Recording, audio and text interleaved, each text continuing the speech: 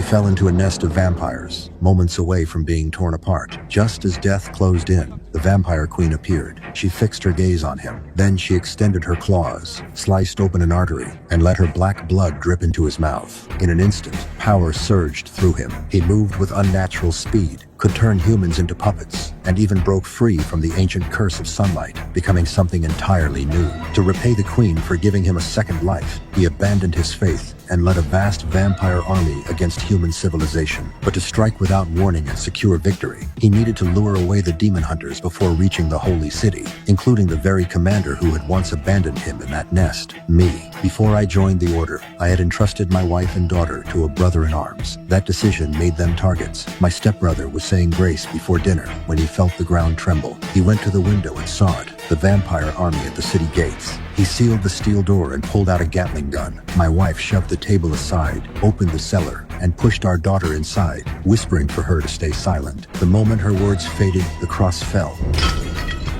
Gunfire erupted, and their screams followed. Then everything went quiet. The girl trembled in the dark, afraid to make a sound, barely daring to breathe. Even so, the vampire king found his hostage. Inside the holy city, no one was prepared. We believed the church's protection would keep us alive, but the war between humans and vampires had never truly ended, not since the dawn of mankind. From the Stone Age to the age of nuclear weapons, the earth had been reduced to a wasteland. Only when the church created demon hunters did the tide finally turn. We bore crosses carved into our foreheads, mastered deadly skills, and could face 100 enemies alone. We drove vampires to the brink of extinction.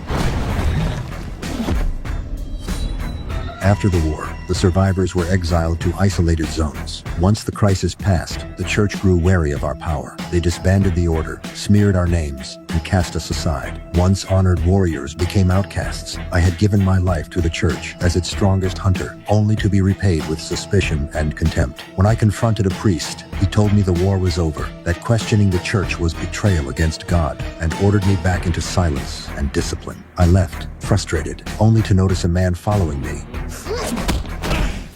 After subduing him, I learned the truth. My daughter, the one I had entrusted to my brother, had been taken by vampires. There was no time to waste. I went straight to the church, begging the 5 archbishops to restore my title. They refused to believe me, accusing me of seeking power. By the next day, they had already sent men to arrest me. My daughter was missing, and the church cared only for itself. In that moment, something in me broke.